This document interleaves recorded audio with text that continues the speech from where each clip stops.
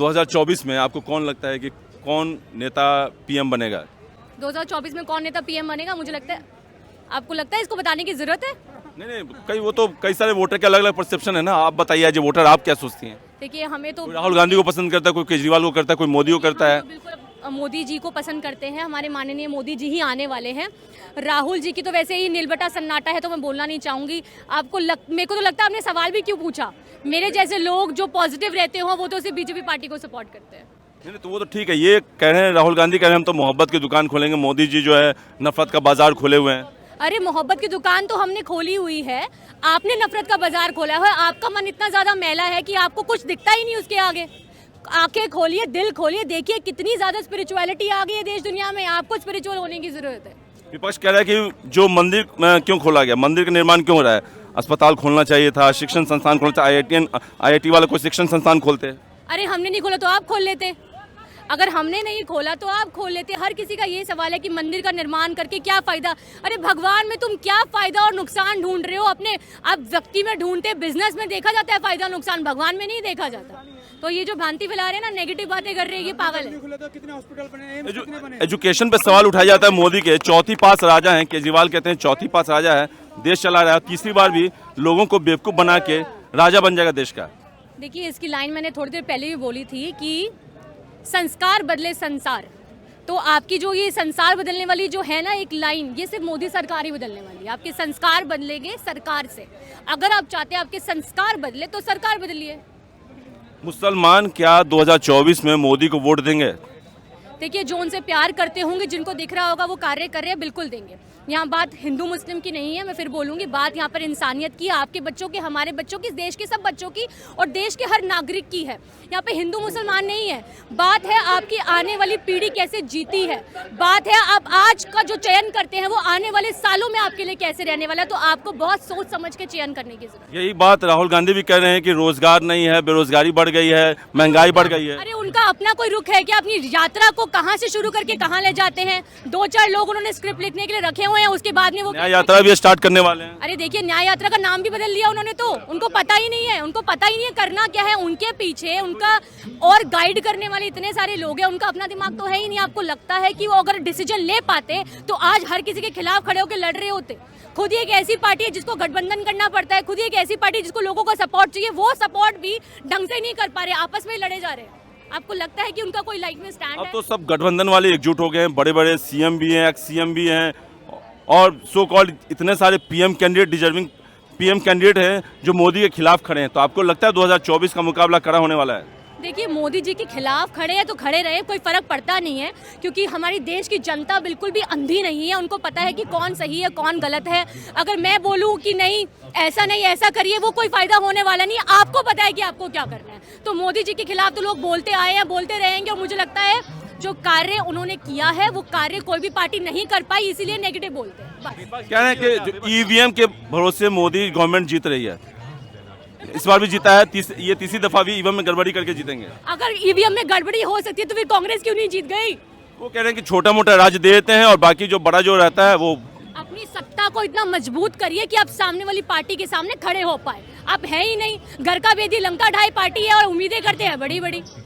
सरकारी एजेंसी का कहा जा रहा है दुरुपयोग किया जा रहा है। केजरीवाल कह रहे हैं ED को, CBI को, सबको, विपक्ष के नेताओं को टारगेट करके किया जा रहा है क्योंकि 2024 में मोदी चुनाव हार रहे हैं इसीलिए। अच्छा चले, सारे काम मोदी सरकार करती है, आपका काम क्या है? आप मुझे बताइए, आप गिनवा दीजिए। महिलाओं की सिक्योरिटी के लिए आपने क्या किया?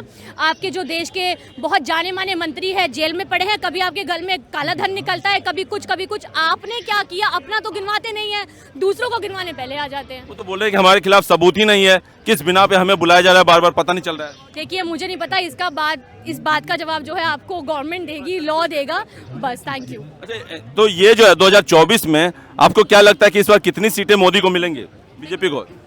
देखिए, वो आप जनता पे डिपेंड करता है कि आप किसको वोट करते हैं। मेरे पे डिपेंड नहीं करता, मैं कुछ भी बोल दूं, जनता पे डिपेंड करता है। उनको पता है किसको वोट देना है, किसको वोट नहीं देना, कौन सी पार्टी की कितनी सीटें आएंगी, वो जनता तय करेगी। ये बताइए 2024 में एज ए वोटर आपका पसंदीदा नेता कौन है, किसको आप प्रधानमंत्री के तौर पर देखना चाहती हैं? मैं मतलब अभी मैं सारा प्रतिनिधि में सबको देखा नहीं है, बट मैं चाहूँगी कि हमारा नेता ना जो स्किल्स को बहुत ज़्यादा वो देता हो और हमारी इंडिया की संस्कृति को जो बहुत ज़्यादा बढ़ावा देता हो, मैं उसको वोट जरूर करूँगी। बिकॉज मैं ज्योतिषी हूँ, तो मैं अभी खुद देख रही हूँ लोगों को उपाय देते हुए लोगों को मंदिरों की कमी महसूस हो रही है। मंदिर अगर बन भी रहे हैं तो ढंग की टेक्नोलॉजी की नहीं बन रहा है, क्योंकि आप जैसे देख रहे हैं जैसे बिहार का, जैसे मतलब मैं नाम नहीं लेना चाहूँगी, बहुत सारे लोग बोल रहे हैं कि आडंबर है, तो ये बहुत बड़ी इंडिया का मतलब संस्कृति अगर नहीं है तो आप समझ सकते हैं हमारी आइडेंटिटी छीन रही है। हमारा संस्कृति से हमारा पूरी दुनिया का वो है, और वही आप वो हमारी यूथ ही नहीं मान रहा है, तो ये बहुत दुख की बात है। एंड हमारी बहुत सारे सॉल्यूशंस वगैरह जो है ज्योतिषी से निकल रहा है, मंदिरों से निकल रहा है, अगर आप उसी को खंडित कर रहे हैं तो मुझे तो ठीक नहीं लगता। तो नेता तो ऐसा हो जो संस्कृति और स्किल इंडिया को बहुत ज़्यादा बोलते। तो कई लोग सनातन धर्म पे इस सवाल उठा रहे हैं कि समाज को पीछे धकेल देता है।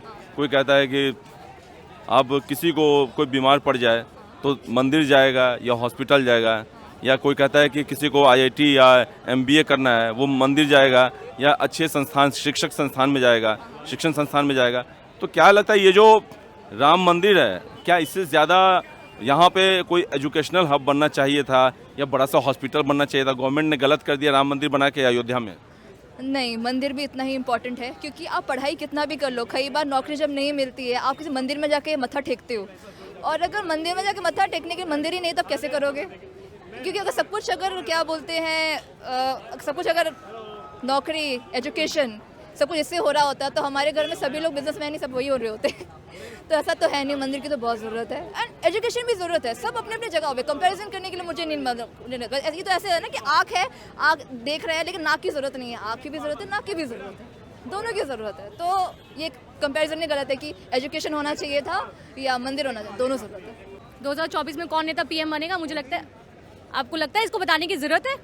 मोदी जी को पसंद करते हैं, हमारे माननीय मोदी जी ही आने वाले हैं। राहुल जी की तो वैसे ही नीलबटा सन्नाटा है, तो मैं बोलना नहीं चाहूँगी। मेरे को तो लगता है आपने सवाल भी क्यों पूछा? मेरे जैसे लोग जो पॉजिटिव रहते हो वो तो सिर्फ BJP पार्टी को सपोर्ट करते हैं। हर किसी का ये सवाल है कि मंदिर का निर्माण करके क्या फ़ायदा? अरे भगवान में तुम क्या फ़ायदा और नुकसान ढूंढ रहे हो? अपने आप व्यक्ति में ढूंढते, बिजनेस में देखा जाता है फ़ायदा नुकसान, भगवान में नहीं देखा जाता। तो ये जो भ्रांति फैला रहे हैं ना, नेगेटिव बातें कर रहे हैं, ये पागल है। क्या है कि जो EVM के भरोसे मोदी गवर्नमेंट जीत रही है, इस बार भी जीता है, ये तीसरी दफा भी EVM में गड़बड़ी करके जीतेंगे। अगर EVM में गड़बड़ी हो सकती है तो फिर कांग्रेस क्यों नहीं जीत गई? वो कह रहे हैं कि छोटा मोटा राज्य दे देते हैं और बाकी जो बड़ा जो रहता है वो। अपनी सत्ता को इतना मजबूत करिए कि आप सामने वाली पार्टी के सामने खड़े हो पाए। आप है ही नहीं, घर का बेदी लंका ढाई पार्टी है और उम्मीदें करते हैं बड़ी बड़ी। सरकारी एजेंसी का कहा जा रहा है दुरुपयोग किया जा रहा है। केजरीवाल कह रहे हैं ED को, CBI को, सबको, विपक्ष के नेताओं को टारगेट करके किया जा रहा है क्योंकि 2024 में मोदी चुनाव हार रहे हैं इसीलिए। अच्छा चले, सारे काम मोदी सरकार करती है, आपका काम क्या है? आप मुझे बताइए, आप गिनवा दीजिए। महिलाओं की सिक्योरिटी के लिए आपने क्या किया? आपके जो देश के बहुत जाने माने मंत्री हैं जेल में पड़े हैं, कभी आपके घर में काला धन निकलता है, कभी कुछ आपने क्या किया? अपना तो गिनवाते नहीं है, दूसरों को गिनवाने पहले आ जाते हैं। मुसलमान क्या 2024 में मोदी को वोट देंगे? देखिए, जो उनसे प्यार करते होंगे, जिनको दिख रहा होगा वो कार्य कर रहे हैं, बिल्कुल देंगे। यहाँ बात हिंदू मुस्लिम की नहीं है, मैं फिर बोलूँगी, बात यहाँ पर इंसानियत की, आपके बच्चों की, हमारे बच्चों की, देश के सब बच्चों की और देश के हर नागरिक की है। यहाँ पे हिंदू मुसलमान नहीं है, बात है आपकी आने वाली पीढ़ी कैसे जीती है, बात है आप आज का जो चयन करते हैं वो आने वाले सालों में आपके लिए कैसे रहने वाला है। तो आपको बहुत सोच समझ के चयन करने की जरूरत है।